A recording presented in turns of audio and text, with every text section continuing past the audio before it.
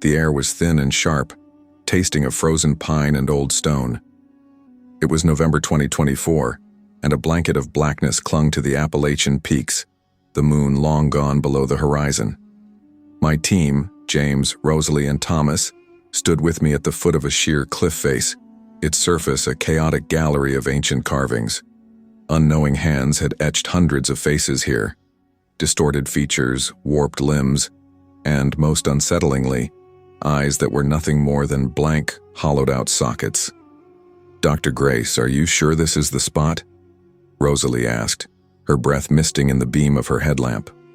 Our local guide, she had a quiet intensity, a deep-seated knowledge she was reluctant to share. I could tell she wanted to turn back. "The locals have a lot of stories about this place, not good ones. The thermal and sonic scans are picking up incredible anomalies," Thomas said, already focused on his holographic tablet. He was our tech guy, a documentarian who believed only what his instruments could prove. "This isn't just a cliff face. There's something inside the rock."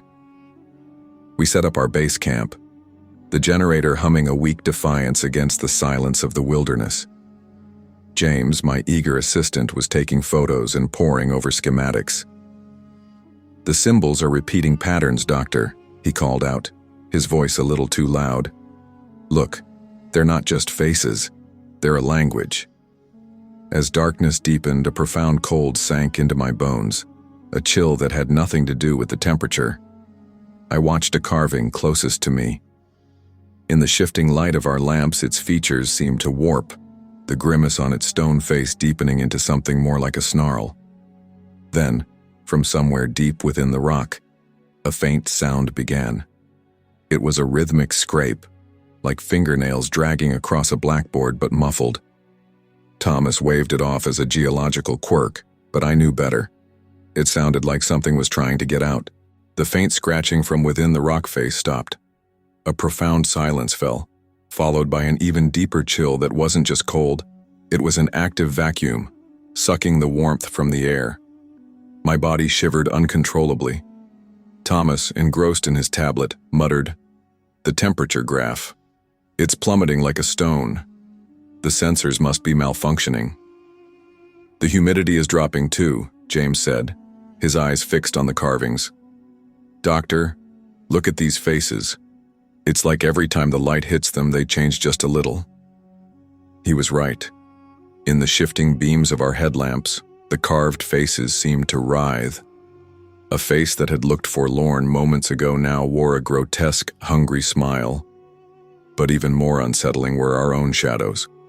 I noticed that when I moved, my shadow lingered for a second before sliding across the wall in the opposite direction, as if it had a life of its own. It was impossible. Absurd. Thomas, for all his skepticism, was shaking his head in disbelief.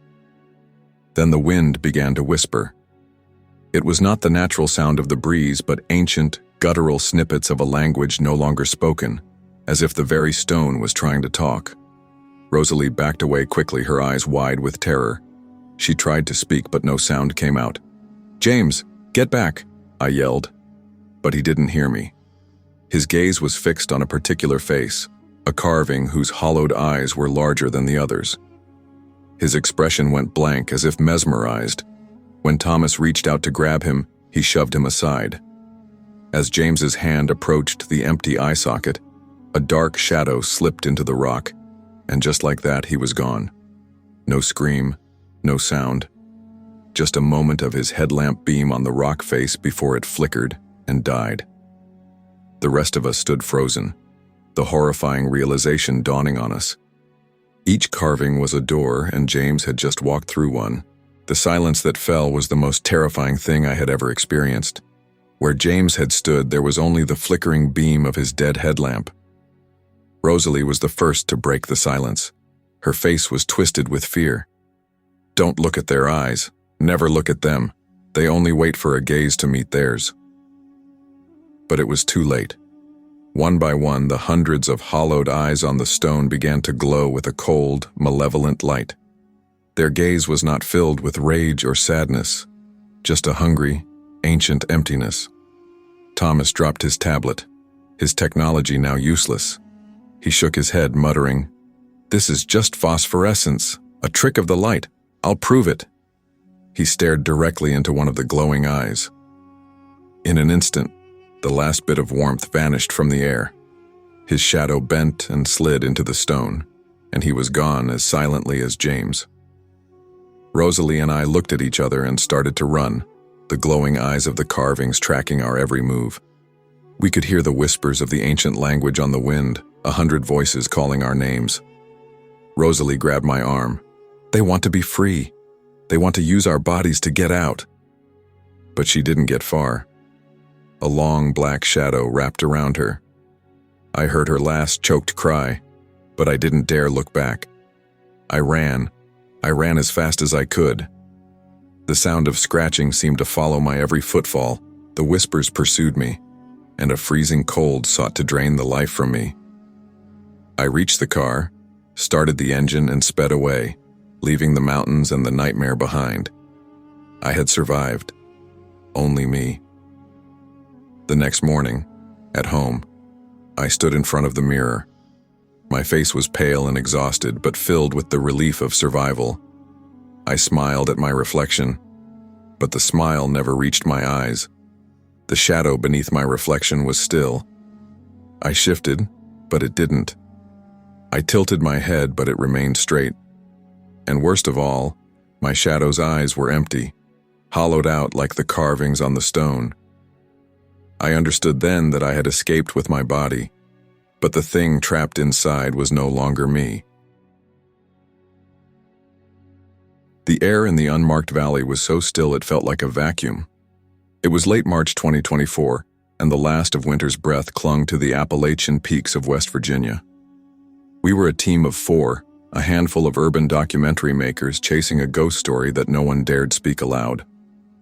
I was Elliot, the director and a skeptic by nature, leading a crew that believed in the supernatural far more than I did.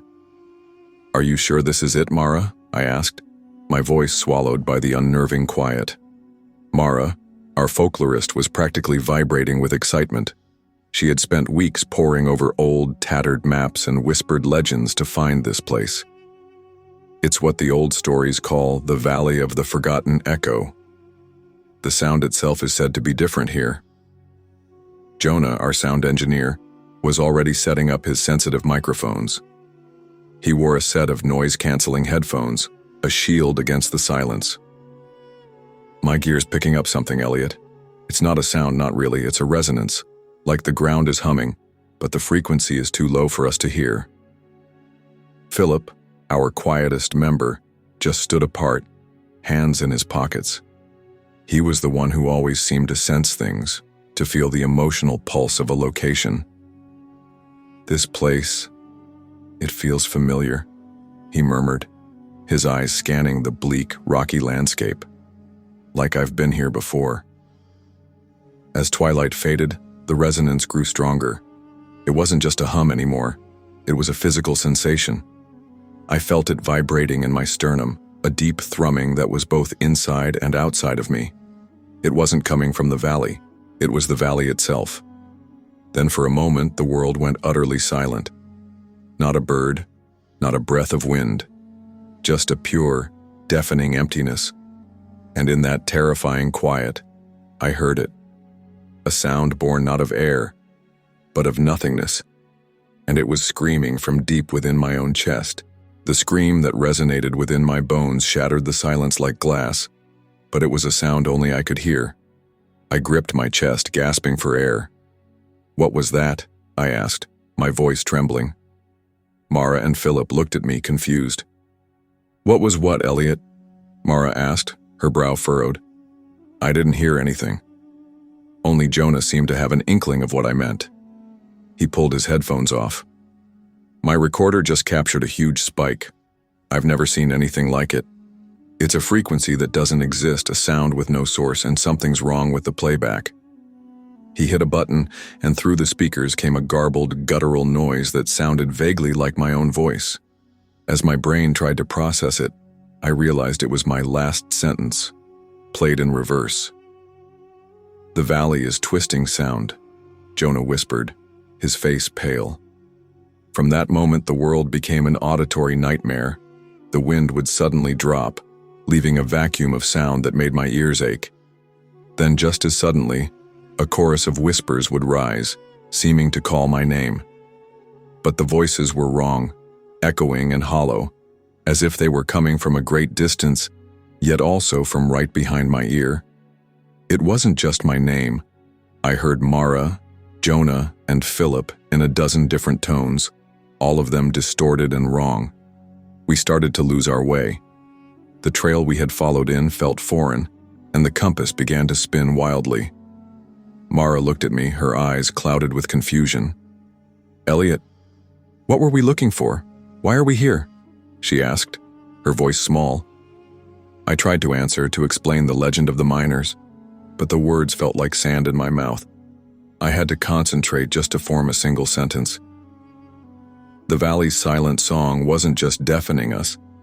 It was actively erasing who we were. The compass spun wildly, pointing everywhere and nowhere at once. We stumbled through the trees, our minds foggy, each of us clinging to the fragmented memory of why we were here. We knew we had to leave, but the idea of leaving was a concept we could barely grasp. It was Philip, our quietest member, who finally spoke. His eyes were wide, but not with fear, with recognition. "I know this place," he whispered. "It's the mine, the West Ridge mine." He pointed to a small pile of rusted metal half buried in the mud. "They all died here. The shaft collapsed. They suffocated in the dark." His words hit me like a physical blow, a sudden rush of clarity. The echo entity wasn't a force of nothingness. It was the collective memory of 100 men's final, desperate screams. The valley wasn't just a place. It was a tomb, and their last moments were woven into its very fabric. Their terror was the sound. Their confusion was the silence. They weren't just taking our minds, they were making us one of them, trapped forever. "We have to go," I yelled, the sound of my voice almost alien to me. We ran, stumbling back the way we thought we came, our frantic escape fueled by a primal need to survive. We ran for what felt like hours, the whispers of their names and the muffled sound of our own backwards voices following us relentlessly. Then, we broke through the last line of trees and saw it. It wasn't the trailhead we expected. There were no worn paths or makeshift parking spots. Instead, we were standing on the cracked asphalt of a suburban street. A lone street lamp hummed overhead, casting a sickly yellow light on a familiar sign. "Welcome to Fairmont, WV." We were just outside the city limits, a mere few feet from where we had parked the car hours ago. The valley was right there, a dark, empty stretch of woods we had never truly entered. We had never been in the valley at all. The echo had reached us from afar, weaving itself into our minds and creating the entire experience. It had shown us what it wanted us to see, told us what it wanted us to hear. We were lost, but not in a forest. We were lost inside our own heads, and the silent song of the empty valley had already taken root. The fog was a living thing in Greenbrier County, thick as wet cotton and heavy with the scent of damp earth and decaying leaves. It was late autumn 1997, and I had driven all night from the city, chasing a ghost story with a camera and a hunger to document the things that logic couldn't explain. The locals called it the Post Office of Darkness, a relic of a bygone era, abandoned for decades.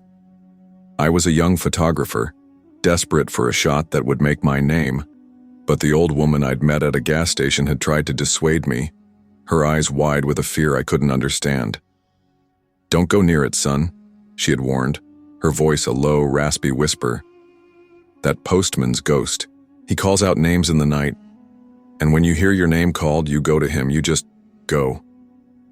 She told me about the missing, people who were here one day and gone the next, their cars left on the side of the road, their families with no trace of them. "They're not gone, you see," she said, leaning close. "They're just getting a letter, a final letter." I thanked her and drove on, chalking it up to a spooky local legend, the kind that makes for great photos. My headlights cut through the fog, revealing the post office in pieces, its paint peeling, its windows boarded up. The air grew unnaturally still as I got closer, the fog swirling tighter around the building as if to hide it. There was no wind, no sound but the crunch of my boots on the gravel. I raised my camera, trying to find an angle, when I saw it. A faint, flickering yellow light from deep inside the building, pulsing with a sick, unnatural rhythm. It was a beacon in the darkness, a silent invitation. I put the camera down and took a step forward. That's when I heard it. A soft, papery rustle from inside the building, followed by a breathy whisper that stretched the name out. Helen. It was too close to ignore. My blood ran cold and the old woman's words echoed in my mind.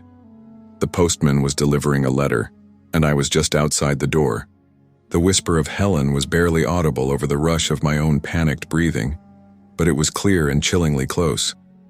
My rational mind screamed that it was the wind, a trick of the old building, but the air was dead still. I grabbed my camera, not to take a photo, but to hold something solid, something real. The fear was a living thing now, wrapping its icy fingers around my spine. But the photographer in me, the part that lived for the unknown, had to see what was inside. Pushing the rotting door, it groaned open on rusted hinges, a sound like a coffin lid scraping shut. The air inside was colder, heavier, smelling of dust and wet paper. In the center of the room, on a counter littered with old envelopes, an old gas lamp flickered. Its weak, sickly yellow light was the source of the beacon I'd seen from outside. As I stepped forward, my boots crunching on broken glass, I saw a single, pristine letter lying on the counter. The envelope was a stark white against the grime, but a dark stain was spreading across it from the bottom. It wasn't ink. It was thick and viscous, dripping slowly onto the wooden counter with a sickening plop. Plop, plop. My blood ran cold as I recognized it, the color of rust and dried blood. Then the silence shattered. Not with a shout, but with a cacophony of quiet. I could hear whispers from every direction, the rustling of 1,000 envelopes, and most horrifyingly, the sound of last breaths being taken. Final, strangled gasps that echoed through the room like a choir of the dying. A shadow detached from the far corner of the room, moving with an unnatural gliding motion. It was tall and gaunt, wrapped in a long, dark coat, but it had no face, just a swirling vortex of fog where a head should have been. It glided towards the counter, its hand reaching for the blood-stained letter, and as its shapeless head tilted in my direction, a chorus of voices filled the room, all a low, guttural whisper, all of them speaking one name, James. The chorus of whispers calling my name was a physical force, pushing me back into the shadows. My fear was absolute, raw, and it left no room for thought, only instinct. I stumbled backward, away from the shadow figure at the counter, and crashed into a stack of old wooden crates. A wave of dust and the faint scent of old ink filled the air. My hands, searching for a way out, found a latch. I fumbled with it and pushed open a small door leading to a back room, a small office filled with rusted metal shelving. My mind, still grasping for a logical explanation, saw a chance to document something, anything, before I was swallowed by the terror. I spotted a large, leather-bound book on a shelf, an old mail register. My hands shook as I opened it, the pages brittle with age. I saw names written in a spidery antique hand. Margaret Fisher, 1968, David Miller, 1975, John and Sarah Reynolds, and their 3 children, all marked with the same date, 1989. This was the curse, the misdelivered letter, the mailman's mistake that had taken 5 souls. My heart was a frantic drum in my chest, a desperate rhythm against the silence. I flipped to the last page. My breath caught in my throat, a soundless scream. There, on the final entry line, was a name written in the same ink. My name, James Anderson. And next to it, the date, October 25th, 1997. Today. The register was a list of future victims, and I had just signed my own death warrant. The sound of whispering was gone, replaced by a terrible silence. I stumbled back towards the front room, my eyes fixed on the door. It was still open, the fog spilling in like milk. But standing in the doorway, a tall, gaunt figure blocked my only escape. It was the postman. The void where his face should have been now seemed to turn, to look at me, and I saw something worse than eyes, an empty, spinning vortex of eternal darkness. And then, from that hollow void, came a sound. Not a whisper, but a unified roar. 1,000 desperate voices all screaming in unison, all speaking one name. James. The light from the gas lamp shattered. The world went black, and all that remained was the endless screaming of my name, a sound that no one else in Greenbrier County would ever hear. The next morning, no one in the city would be able to find any evidence that I had ever existed. My life, my photos, my very existence, all delivered to the post office of darkness. The village was nestled in a hollow of the Appalachians, a quiet pocket of the world seemingly untouched by the passage of time. It was late December 1972, and the air held the sharp bite of winter. My name is David Crenshaw, a folk music researcher from the city, and I had come here to document old mountain ballads before they faded into memory. But the locals had pointed me toward a different kind of music. They spoke in hushed tones of a melody that played every night from an old, abandoned house on the mountain ridge. I found a room at the small general store, and the elderly woman who ran it, Martha Coleman, fixed me with a weary stare. Her face was a map of old sorrows, and when I mentioned the violin music, her expression hardened. "That's no music you should be looking for, Mr. Crenshaw," she said, her voice a dry rustle. "It's Eleanor's song. It's always the same." She told me about Eleanor Whitford, a young woman who had lost her husband and son to a mining accident. One stormy night, she had walked out of her house with her violin and disappeared.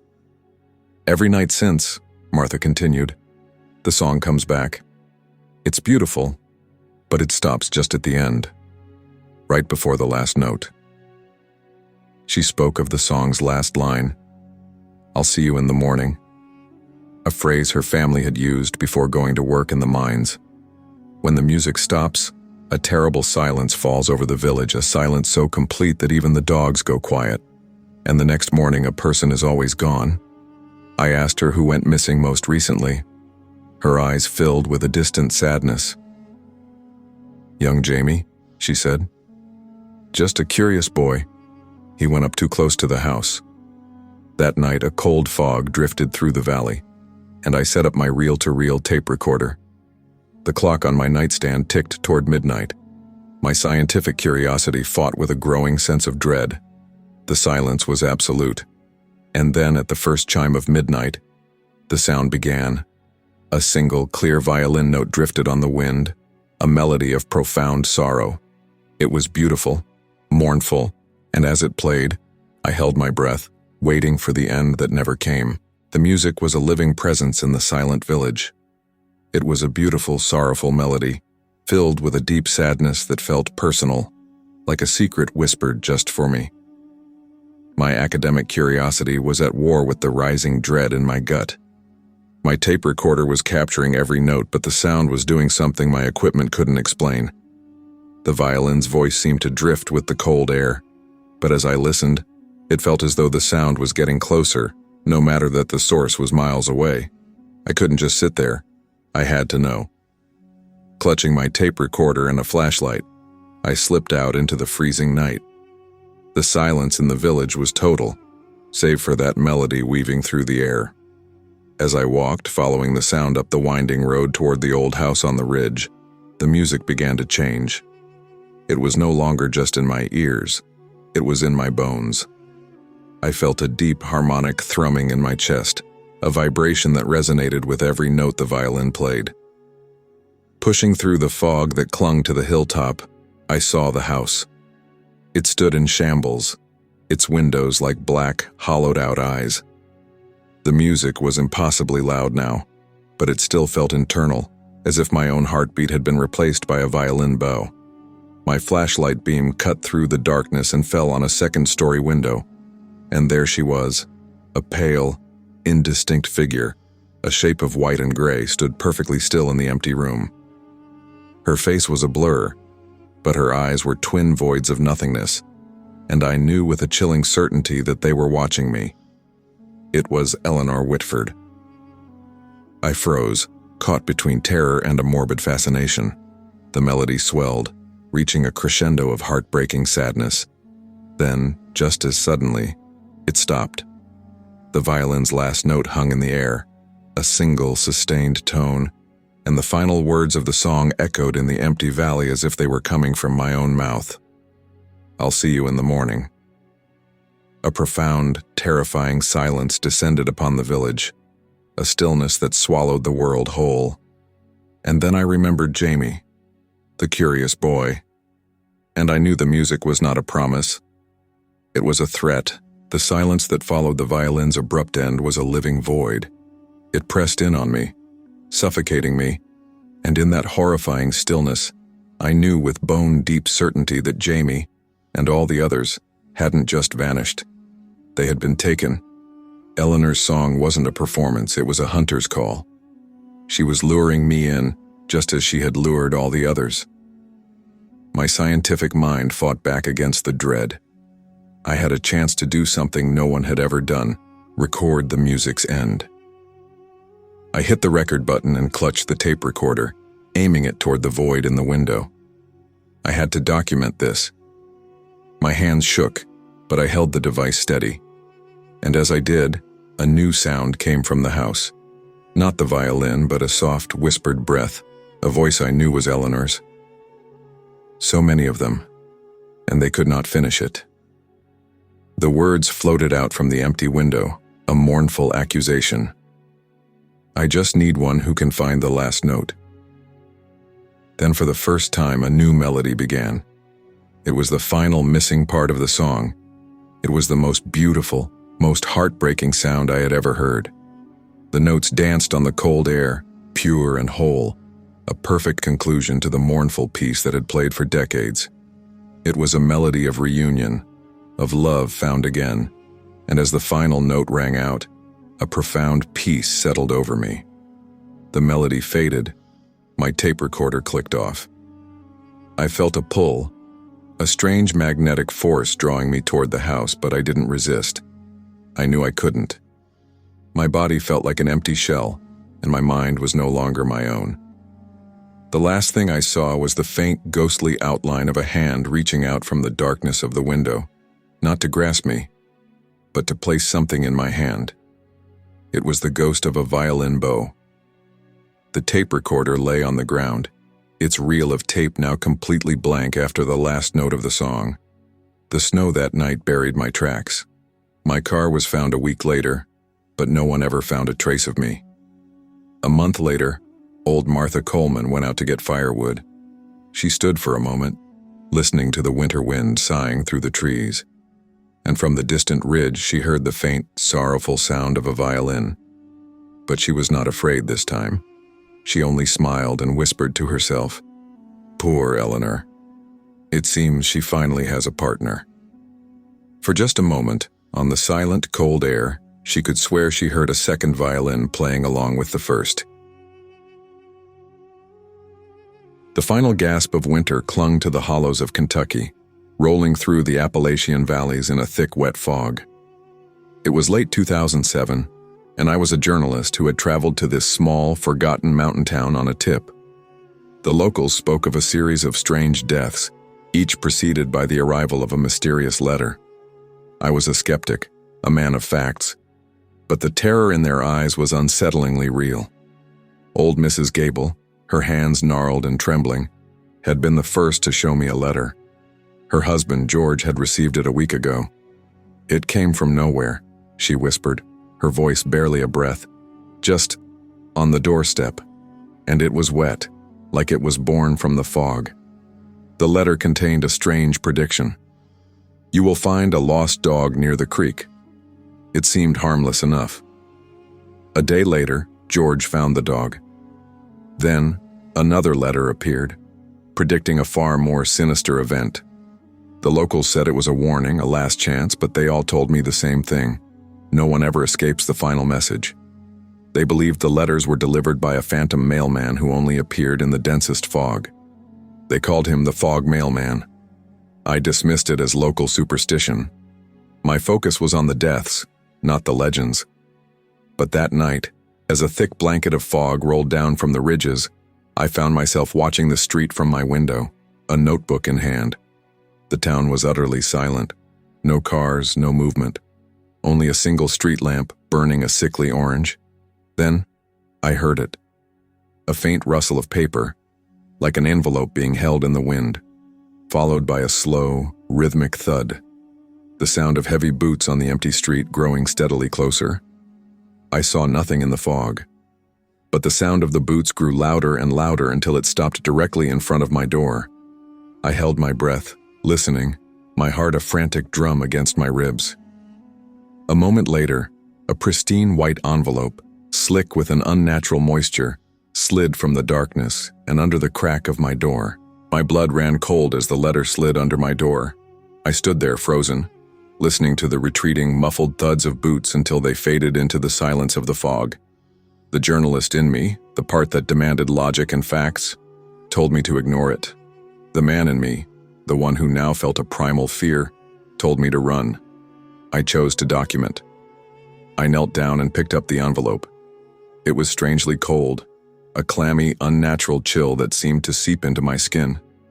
There was no stamp, no return address, just my full name scrawled in a tight, precise handwriting I didn't recognize.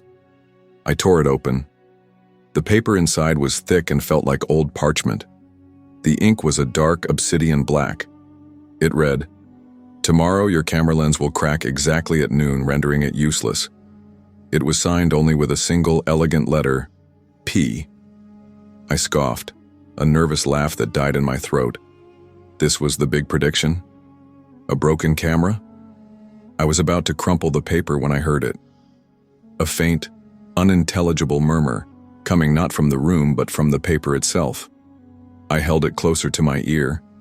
It was a chorus of faint, unfamiliar voices, whispering and hissing, their words lost in a cacophony of sound. The next day, the sun broke through the clouds, and the fog lifted. I walked the empty streets, the bizarre letter feeling like a stone in my pocket. I tried to forget about it, but as noon approached, an irrational panic set in. I looked down at my watch as it hit 11:59. At the very moment the minute hand hit 12, the lens on my camera spontaneously shattered with a quiet tink. There was no reason for it. It just happened. My hands started to shake. The impossible had just become real.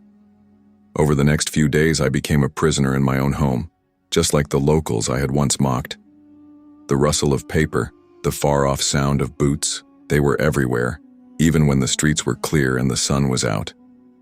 The voices in the ink, they followed me in my dreams. I knew he was coming back. For the final letter. The second night I didn't sleep. I just sat in the dark, my breath held in my chest, listening to the silence. My camera, its lens shattered, lay on the table like a tombstone. I knew he was coming back. I knew this letter was the final one. The first was a warning. The second would be a sentence. The silence was heavier than the fog, a suffocating blanket that pressed in on me. And then I heard it. The faint rustle of paper, followed by the slow, rhythmic thud of boots. I didn't need to look outside. I knew he was there. The thud stopped just outside my door, and I heard the unmistakable sound of a letter sliding under the crack. I didn't move. I couldn't. My mind was reeling, a jumbled mess of facts and superstition. I thought of the old man who had died in the creek, the woman who had slipped on her porch. They were warnings, but they were also a show of power. The mailman was cursed to deliver a message he could never finish, a final warning his murderer prevented him from delivering to the whole town. Now, his ghost found a sick pleasure in delivering death notices instead. Slowly, I crawled to the door and reached out. The letter was cold, colder than the deepest winter air, and as my fingers brushed against the paper, I felt it. A touch, fleeting and icy, like a dead hand. I yanked it back, trembling. This letter was for me. I held it up to the dim light. No voices came from the ink this time. It was just a single sentence in that same precise handwriting. Your breath will be stolen by midnight. Look for the last sunrise. The date on the envelope was for that very night. I ran. Not from the house, but toward my car, a desperate, pathetic flight. But the fog mailman was not confined to the fog. He was the fog. I felt the cold air solidify around me, the rustling of 1,000 invisible envelopes, and the roar of 1,000,000 boots.